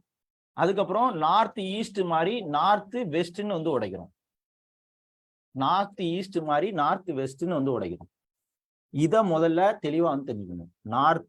North west east, north east frontier, நார்த்ல சென்டர். அப்போ வெஸ்ட் சென்ட்ரல் அதுக்கப்புறம் ஈஸ்ட் அப்படிங்கிற மாதிரி நார்த்ல வச்சுக்கோங்க. அதே மாதிரி ஈஸ்டோட ஃப்ராண்டியர் நார்த்ல வச்சுக்கோங்க. இதே மாதிரி நார்த்னு வந்து நார்த்ல வச்சுக்கோங்க. இதுல யாருக்காவது கன்ஃபியூஸா இருக்கா? இப்போ பட்டியல் தான் போட போறோம், ரைட்டா? இந்த பட்டியலை பாத்தீங்கன்னாலே நீங்க அடுத்தடுத்து ஈஸியா நீங்க வந்து இது பண்ணிடலாம். சொல்லுங்க சார். இப்போ ரயில்வே சோனை இது வந்து வடக்குன்னு சொல்லுவோம், இதை வந்து கிழக்குன்னு சொல்லுவோம், இதை வந்து தெற்குன்னு சொல்லுவோம், இதை வந்து மேற்குன்னு சொல்லுவோம். ரயில்வே சோனு உங்களுக்கு வெஸ்டா ஈஸ்டா சவுத்தா மண்டே பிக்கும், ரைட்டா? இப்போ நார்த் எடுத்துக்கோங்க. நார்தர்ன் ரயில்வே அப்படின்னு வந்து இருக்கு. இதுல வெஸ்ட் நார்தர்ன் அப்படின்னு இருக்கு, சென்ட்ரல் நார்தர்ன் அப்படின்னு இருக்கு, அடுத்து ஈஸ்டர்ன் நார்த் ஈஸ்டர்ன் ரயில்வே அப்படின்னு வந்திருக்கு, வடகிழக்குன்னு இருக்கு. அதே மாதிரி வடக்கு ஈஸ்டர்ன்ல ஃப்ரான்டியர் அப்படிங்கக்கூடிய ஒண்ணு வந்து இருக்கு, ஃப்ரான்டியர் அப்படிங்கக்கூடிய ஒண்ணு இருக்கு. அப்போ இதை என்ன பண்றோம் அப்படின்னா செப்பரேட்டா தனித்தனியா வந்து பாத்தீங்க அப்படின்னா நார்த் வெஸ்ட் ஈஸ்ட் இந்த மாதிரி தனித்தனியா வந்து உடைக்கிறோம். இப்போ ஒவ்வொரு ஜோனையும் நான் வந்து சொல்றேன். நார்தர்ன் சோன் வந்து பாத்தீங்க அப்படின்னா எங்க இருக்கு? நார்தர்ன் சோன் அப்படின்னு வந்து கேட்டாலே உங்களுக்கு வந்து டெல்லி வந்து வரும். ஓகே, ஸோ நார்தர்ன் சோன் வந்து பாத்தீங்க அப்படின்னா ரயில்வேல நார்தர்ன் சோன், வடக்கு ஜோன் அப்படின்னு வந்து கேட்டாலே டெல்லி, ரைட்டா? ஸோ அதுக்கப்புறம் வந்து பாத்தீங்கன்னா வெஸ்ட் சைடு வாங்க. நார்தர்ன் வெஸ்ட் ஜோன் வந்து பாத்தீங்கன்னா northern west region railway Jaipur அப்படிங்கிறது வெஸ்ட் சைட்ல. அப்ப என்னது? ஜெய்ப்பூர் அப்படிங்கிறது. ஓகே, ஸோ நார்தர்னு இது வந்து டெல்லி. அதுக்கப்புறம் வெஸ்ட் சைட்ல ஜெய்ப்பூர். அப்போ சென்ட்ரல்ல, ஓகே, நார்த்ல சென்ட்ரல்ல என்ன வரும் அப்படின்னு வந்து பாத்தீங்க அப்படின்னா இந்த இடத்துல அலகாபாத் வந்து வரும். சென்ட்ரல்ல அலகாபாத் வந்து வரும், அலகாபாத். ஓகே, நார்த்ல சென்ட்ரல்ல அலகாபாத் வந்து வரும், ரைட்டா? அதுக்கப்புறம் நார்த்ல ஈஸ்ட்ல எது வரும் அப்படின்னு பாத்தீங்கன்னா நார்த்ல ஈஸ்ட்ல கோராக்பூர் வந்து வரும், கோராக்பூர் வந்து வரும், ரைட்டா? ஸோ அப்போ நார்த்ல வெஸ்ட் வந்து பாத்தீங்கன்னா ஜெய்ப்பூர், நார்த்ல சென்ட்ரல் வந்து பாத்தீங்கன்னா அலகாபாத், நார்த்ல ஈஸ்ட் வந்து பாத்தீங்கன்னா கோராக்பூர். மேப்பை வச்சு பக்காவா வந்து படிச்சுக்கணும். இப்படி படிச்சுக்கினா தான் தெரியும். அடுத்து என்ன அப்படின்னு வந்து பாத்தீங்கன்னா நார்த் ஈஸ்ட்ல ஃப்ரான்டியர் அப்படிங்கிறது, நார்த் ஈஸ்ட்ல ஃப்ரான்டியர் அப்படிங்கிறது, வடகிழக்குல ஃப்ரான்டியர் அப்படிங்கிறது வந்து பாத்தீங்கன்னா கவுகாத்தி அப்படிங்கக்கூடியது. கவுகாத்தி அப்படிங்கக்கூடிய இடம் வந்து பாத்தீங்கன்னா அஸ்ஸாம்ல வந்து இருக்கு. அப்போ நார்தர்ன் ரயில்வே வந்து பாத்தீங்கன்னா என்னது? டெல்லி. இதை வந்து என்ன பண்ணிக்கோங்க, பக்காவா தெரிஞ்சுக்கோங்க. இப்ப நார்த் சைடு வந்து பார்த்தாச்சு, நார்த் அப்படிங்கிற மாதிரி நீங்க வந்து பாத்துட்டீங்க. ஸோ இதே மாதிரி வந்து பாத்தீங்க அப்படின்னா உங்களுக்கு சவுத்து சம்பந்தமா வந்து பார்ப்போம். சவுத்து சம்பந்தமா வந்து பார்ப்போம். ரெண்டாவது வந்து உடைக்கிறீங்க. அப்ப என்ன உடைக்கிறீங்க? சதர்ன் ரயில்வே, தெற்கு ரயில்வே மண்டலம், ரைட்டா? சதர்ன் ரயில்வே அப்படின்னு வந்து உடைக்கிறீங்க. சதர்ன்ல சென்ட்ரல் வந்து உடைப்பீங்க. சதர்ன்ல அடுத்து என்ன பண்ணுவீங்க? வெஸ்டர்ன் வந்து உடைப்பீங்க. சதர்ன்ல ஈஸ்டர்ன் அப்படின்னு வந்து உடைப்பீங்க. ரயில்வே சோனை தெற்குல மேற்கு, தெற்குல மத்திய லெவல்ல இருக்கக்கூடியது, தெற்குல கிழக்கு பகுதியில இருக்கக்கூடியது அப்படின்னு சொல்லி என்ன பண்ணுவீங்க? தனித்தனியா வந்து உடைப்பீங்க. இது கூட அங்க ஃப்ரான்டியர் மாதிரி இங்க கோஸ்ட் அப்படிங்கக்கூடியது இருக்கு, கடற்கடை. சதர்ன்ல கடற்கடை ரயில்வே இது அப்படின்னு வந்து பார்க்கணும், ரைட்டா? ஸோ இது வந்து ரொம்ப ரொம்ப முக்கியமான ஒண்ணு. இப்ப சதர்ன் ரயில்வேல ஹெட் குவார்டர்ஸ் எதுன்னு பாத்தீங்கன்னா நார்தர்னுக்கு டெல்லி மாதிரி, சதர்னுக்கு வந்து பாத்தீங்க அப்படின்னா உங்களுக்கு சென்னை, சதர்னுக்கு சென்னை அப்படிங்கிறத ஞாபகத்துல வச்சுக்கணும். ஓகே, இதே மாதிரி சதர்ன் தெற்கு ரயில்வேல மேற்கு பகுதி இருக்கு இல்லையா? தெற்கு ரயில்வேல சதர்ன்ல வெஸ்டர்ன் அப்படின்னு வந்து பாத்தீங்கன்னா பெங்களூர்ல ஹூப்ளி அப்படிங்கக்கூடியது. ஹூப்ளிங்கிறது வந்து பாத்தீங்க அப்படின்னா சதர்ன்ல வெஸ்ட் சைடு. இந்தியா மேப் வச்சுக்கிட்டு தட்டி எடுத்துருங்க, மேப் மட்டும் போதும் எந்தெந்த இடம் எங்க இருக்கு. அதாவது தெற்கு பகுதியில மேற்கு ரயில்வே மண்டலம் எதுன்னு வந்து பாத்தீங்கன்னா ஹூப்ளி அப்படிங்கிறது, ரைட்டா? ஸோ அடுத்து வந்து பாருங்க. ஸோ அடுத்தது என்ன சொன்னோம்? வெஸ்ட் சொல்லியாச்சு, சதர்ன்ல வெஸ்ட். அதுக்கப்புறம் சதர்ன்ல ஈஸ்ட் வந்து சொன்னோம். சதர்ன்ல அதாவது தெற்குல கிழக்கு பகுதி அப்படிங்கிறது, கிழக்கு பகுதி எங்க வரும்? கொல்கத்தா வந்து வரும். கிழக்கு பகுதி கொல்கத்தா வந்து வரும். ஓகே, ஸோ இதை வந்து தெரிஞ்சுக்கணும். இதே மாதிரி சதர்ன்ல சென்டர் நார்த்ல. இங்க வந்து பாத்தீங்க அப்படின்னு ஐயோ எல்லாரும் கேக்குதா? இன்டர்நெட் சவுண்ட் கேக்குதா?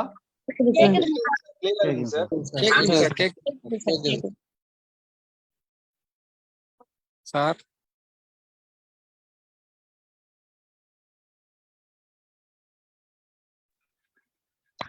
Hello sir.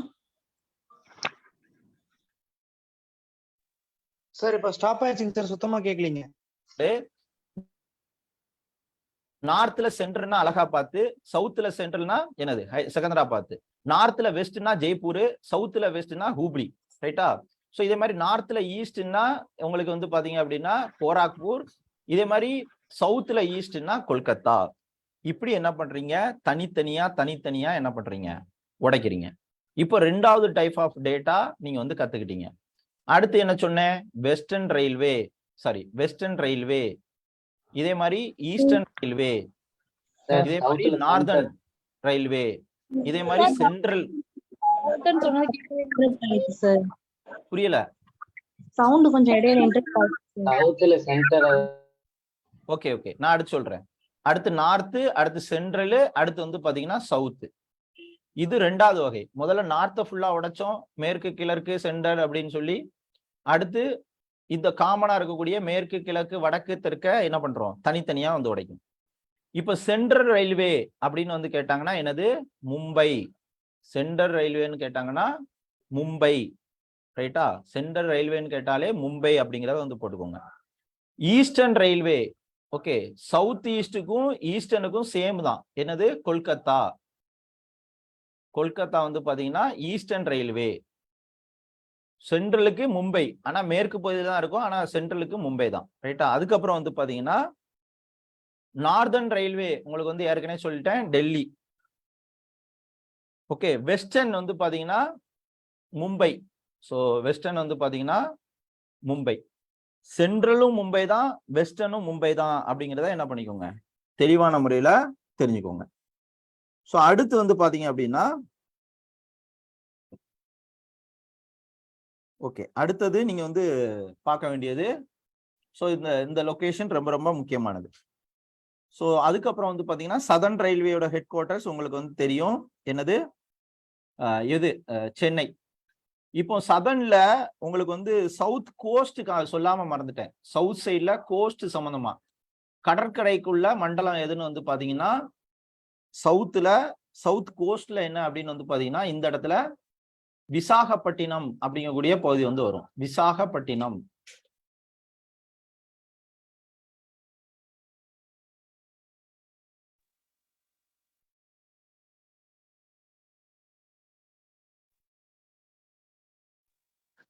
சார் வாய்ஸ் சுத்தமா கேட்கலீங்க சார்.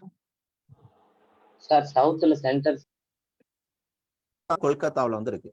ஓகே, சோ இதை தாண்டி உங்களுக்கு வந்து பாத்தீங்கன்னா கேட்கல. எல்லாரும் கேக்குதா சவுண்டு?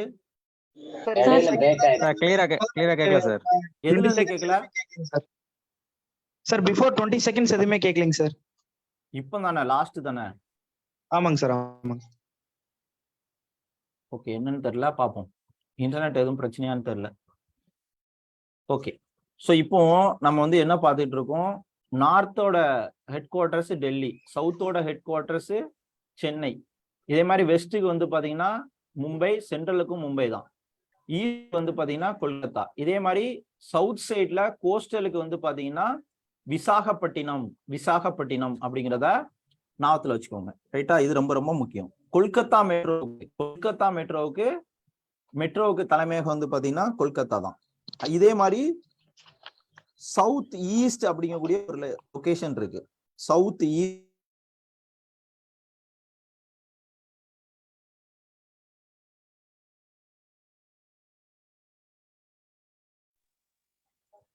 வாய்ஸ் கேட்கல சார். அகைன் வாய்ஸ் கேட்கலீங்க சார். பகுதி பிலாஸ்பூர் அப்படிங்கக்கூடிய பகுதி வந்து பாத்தீங்கன்னா உங்களுக்கு மிக முக்கியமான ஒரு பகுதி. ஓகே, வாய்ஸ் கேட்கல சார், கிளியரா கேட்கல சார். என்னன்னு தெரியல, ஒரு நிமிஷம் இருங்க. அகைன் போயிருச்சுங்க சார், விட்டு தான் கேக்குதுங்க சார்.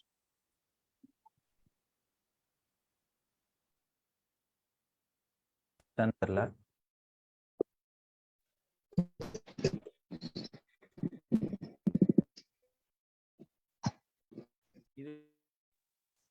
சார் மெட்ரோல இருந்து கேட்கல சார்.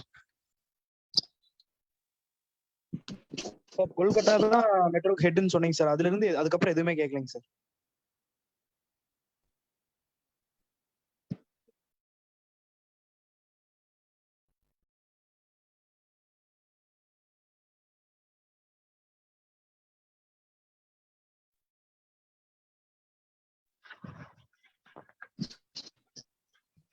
சார் சதன் சொல்லும் போதே கேட்கல சார், அப்போதே கேட்கல சார்.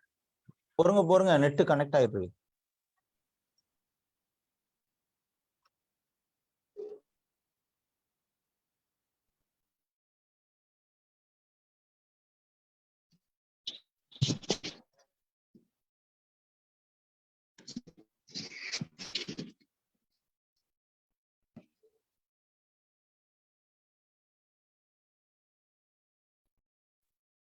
சவுண்ட் கேக்குதா?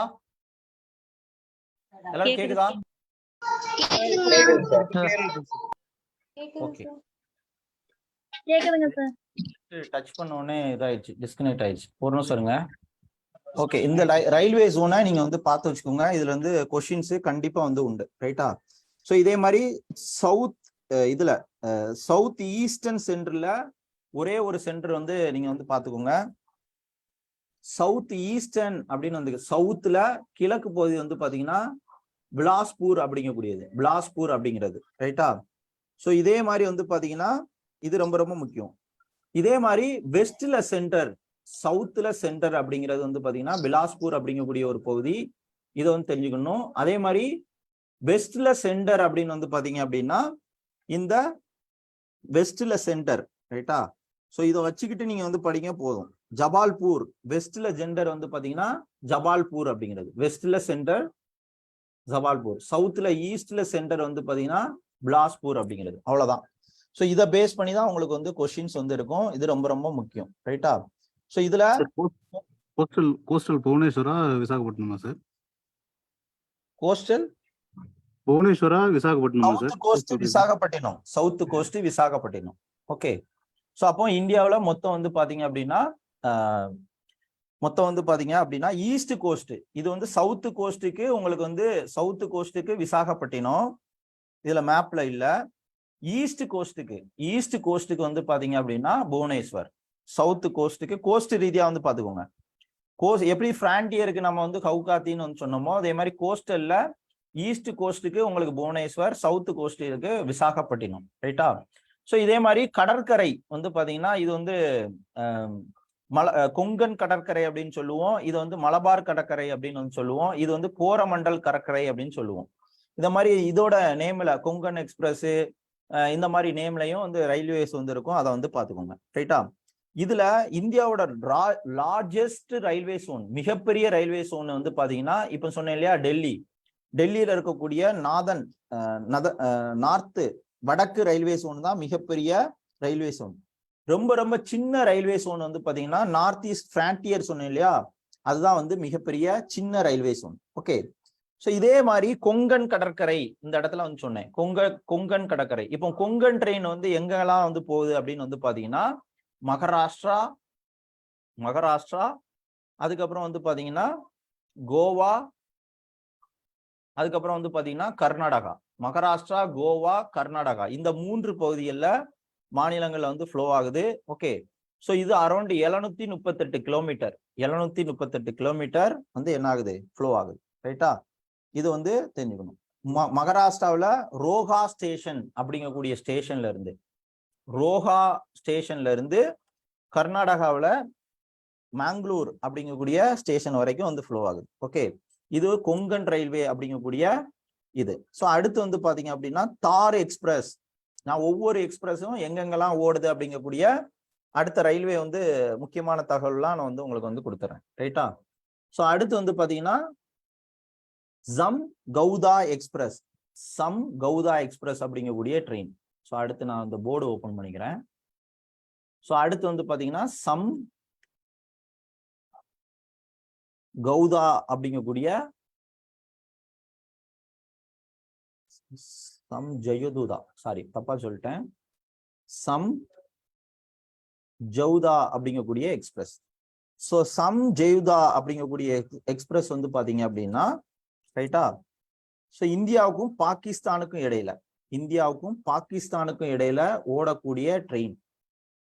ஓகே, இந்தியாவில் வந்து பாத்தீங்கன்னா அர்தாரி அப்படிங்கக்கூடிய ஒரு இடத்துக்கும் பாகிஸ்தான்ல உங்களுக்கு வந்து பாத்தீங்கன்னா லாகூருக்கு இடையில ஓடக்கூடிய ட்ரெயின். ஸோ இது வந்து ரொம்ப ரொம்ப முக்கியம். சம் கௌதா அப்படிங்கக்கூடிய ட்ரெயின் வந்து ஓடுது. இதே மாதிரி வந்து பாத்தீங்கன்னா தார் எக்ஸ்பிரஸ்.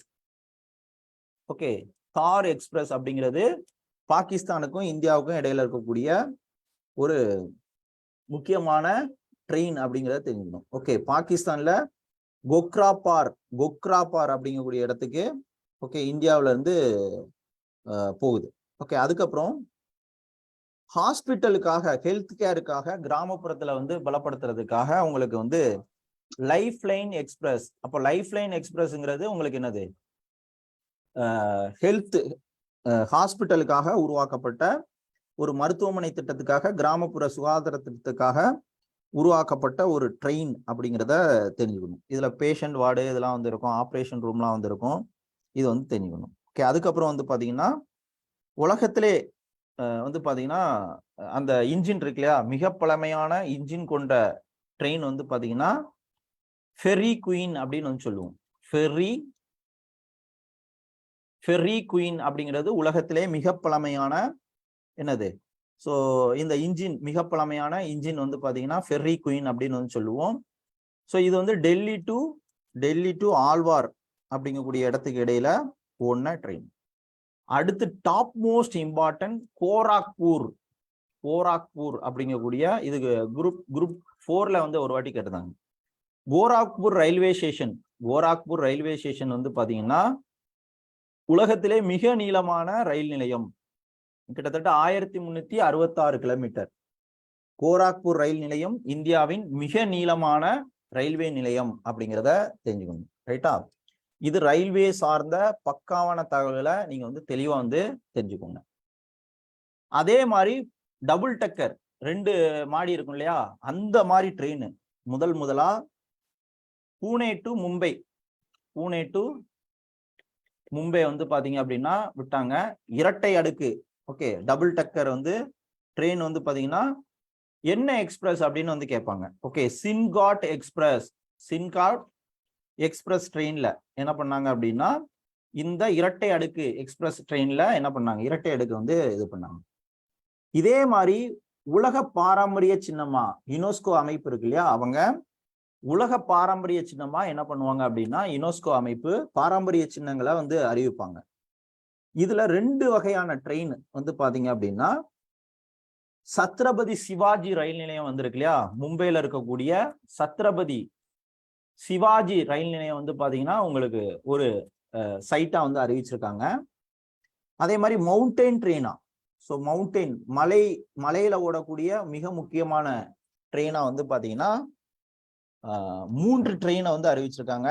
ஸோ முதல் ட்ரெயின் வந்து பாத்தீங்க அப்படின்னா டார்ஜிலிங் டீ, உங்களுக்கு வந்து வேர்ல்ட் ட்ரேட் ஆர்கனைசேஷன் உலக வர்த்தக மையம் வந்து பாத்தீங்க அப்படின்னா 1995ல உருவாக்கியிருப்பாங்க. அதுக்கு முன்னாடி காட் அக்ரிமெண்ட் அப்படின்னு இருக்கும். இதுதான் வந்து பாத்தீங்கன்னா உலக வர்த்தக மையத்துக்கான வேர்ல்ட் ட்ரேட் ஆர்கனைசேஷன் உருவாக்கப்பட்ட வருடம். இதுக்கு கீழே நிறைய அக்ரிமெண்ட் இருக்கு. அதுக்கு கீழே இருக்கக்கூடியதுதான் ட்ரிப்ஸ் அக்ரிமெண்ட் அப்படிங்கக்கூடிய ஒரு அக்ரிமெண்ட். இந்த ட்ரிப்ஸ் அக்ரிமெண்ட் கீழே patent rights, copyrights, okay geographical indication, புவிசார் குறியீடு வந்து கொடுப்பாங்க. அதுபடி வந்து பாத்தீங்கன்னா டார்ஜிலிங் டீ வந்து வேர்ல்ட் லெவல்ல ரொம்ப ரொம்ப ஃபேமஸான ஒரு டீ. ஓகே, இந்த டார்ஜிலிங் டீ சிக்கிமுக்கு கீழே இருக்கக்கூடிய பகுதி வேர்ல்ட் லெவல்ல ஃபேமஸான ஒரு டீ. ஸோ இங்க டார்ஜிலிங் ஹிமாலயாஸ் ரயில்வேக்கும் யுனெஸ்கோவோட ஹெரிட்டேஜ் சைட்ஸா வந்து கொடுத்துருக்காங்க. இதே மாதிரி மேற்கு தொடர்ச்சி மலையும் கிழக்கு தொடர்ச்சி மலையும் சந்திக்கக்கூடிய இடம் என்னது, ஸோ தமிழ்நாட்டுடைய மாநில விலங்கு நீலகிரி வரையாடு அப்படிங்கிறது தெரியும். இந்த நீலகிரி இதுக்கு மவுண்டைன் ரயிலுக்கும் என்ன பண்ணியிருக்காங்க, ஸோ உங்களுக்கு நீலகிரி மவுண்டைன் ரயிலுக்கும் யுனெஸ்கோவோட ஹெரிட்டேஜ் சைட்ஸா வந்து கொடுத்துருக்காங்க. ஓகே, ஸோ இந்த நீலகிரி வந்து பாத்தீங்கன்னா மீட்டர் கேஜ்னா 1 மீட்டர் இருக்கும். ஸோ டார்ஜிலிங் வந்து பாத்தீங்கன்னா நேரோ கேஜ், குறுகிய பாதை. ஸோ அடுத்து வந்து பாத்தீங்கன்னா கல்கா சிம்லா ரயில்வே, கல்கா சிம்லா ரயில்வே, இந்த இது வந்து பாத்தீங்க அப்படின்னா ஹிமாச்சல பிரதேஷ். ஸோ டார்ஜிலிங்கு வெஸ்ட் பெங்காலு, நீலகிரி தமிழ்நாடு, கல்கா சிம்லா வந்து பாத்தீங்கன்னா ஹிமாச்சல பிரதேஷ். ஸோ இந்த ரயில்வேல என்ன பண்ணிருக்காங்க அப்படின்னா உங்களுக்கு வேர்ல்ட் லெவல்ல ஹெரிட்டேஜ் சைட்ஸா வந்து அறிவிச்சிருக்காங்க. ரைட்டா? ஸோ இது வந்து என்ன பண்ணிக்கணும், முக்கியமா வந்து தெரிஞ்சுக்கணும். ஸோ இதே மாதிரி உங்களுக்கு சென்னையில ஐசிஎஃப் யூபிஎஸ்சி எக்ஸாம் ப்ரிப்பேர் பண்றவங்க அண்ணா நகர்ல இருக்கிறவங்களுக்கு கண்டிப்பா வந்து ரயில்வே இது வந்து தெரிஞ்சுக்கணும். ஸோ இங்க வந்து பாத்தீங்கன்னா ஐசிஎஃப் அப்படிங்கக்கூடியது இன்டகரல் கோச் ஃபேக்டரி அப்படிங்கிறது பெரம்பூர் தமிழ்நாட்டில் இருக்கு. ஒருங்கிணைந்த அந்த பெட்டிகள் தயாரிக்கக்கூடிய இடம் வந்து பாத்தீங்கன்னா எங்க இருக்கு, தமிழ்நாட்டில் வந்து இருக்கு. ஓகே, ஸோ இப்போ மேப் வச்சே நான் வந்து இந்தியா மேப் இருக்கான்னு பாக்குறேன். ஓகே, ஸோ மேப் ஓரியன்டா எடுத்துக்கோம். உங்களுக்கு ரயில்வே வந்து பாத்தீங்க அப்படின்னா இந்தியாவில் எங்கெங்க இருக்கு அப்படிங்கிறத நான் வந்து வேகமா வந்து சொல்லிடுறேன். ஸோ உங்களுக்கு ஃபர்ஸ்ட் வந்து பாத்தீங்கன்னா ரயில்வே கோச் வந்து தயாரிக்கிறாங்க இல்லையா, அது வந்து பெரம்பூர்ல வந்து இருக்கு தமிழ்நாட்டில். இது வந்து தெரிஞ்சுக்கணும். அதுக்கப்புறம் வந்து பாத்தீங்க அப்படின்னா இந்தியா மேப்பே காணுமா, இவரு மேப்பு மேப்பு மேப்பு ஏதாவது உங்களுக்கு கண்ணுக்கு தெரியுதா? எனக்கு ஒண்ணுமே தெரியும் அந்த மேப்பு. இங்க கவனிங்க. ஓகே, இதுல டீசல் இன்ஜின் தயாரிக்கிறாங்க இல்லையா, ஸோ அது இந்தியாவில் எங்க இருக்கு அப்படின்னு வந்து பாத்தீங்கன்னா டீசல் இன்ஜின் தயாரிக்கக்கூடிய ரயில்வே ஜோன் வாரணாசியில இருக்கு. டீசல் இன்ஜின் தயாரிக்கக்கூடிய வாரணாசி. ஓகே, வாரணாசியில டீசல் இன்ஜின் வந்து தயாரிக்கக்கூடிய இது வந்து இருக்கு. Integral coach factory. ஓகே, இந்த ரயில்வே கோச் தயாரிக்கிறது உங்களுக்கு சென்னையில இருக்கு தமிழ்நாட்டில். ஓகே, ஸோ அதுக்கப்புறம் வந்து பாத்தீங்கன்னா ஸோ இங்க பஞ்சாப்ல வந்து பாத்தீங்கன்னா ஒவ்வொரு ஜோனையும் நான் வந்து சொல்லிக்கிறேன். சித்தரஞ்சன் அப்படிங்கக்கூடிய பகுதி, சித்தரஞ்சன் அப்படிங்கக்கூடிய பகுதி வெஸ்ட் பெங்கால்ல இருக்கு. சித்தரஞ்சன் அப்படிங்கக்கூடிய இன்ஜின். ஸோ இதுவும் இன்ஜின் தயாரிக்கக்கூடிய லோகோமேட்டிவ் ஒர்க் இருக்கு இல்லையா, ஸோ அந்த இதுல சிக்கரஞ்சன்ல வந்து இது பண்ணுவாங்க. இதுல டீசல் இன்ஜின், அந்த இன்ஜின் ரயில்வே இன்ஜின் வந்து இந்த இடத்துல வாரணாசியில வந்து தயாரிப்பாங்க.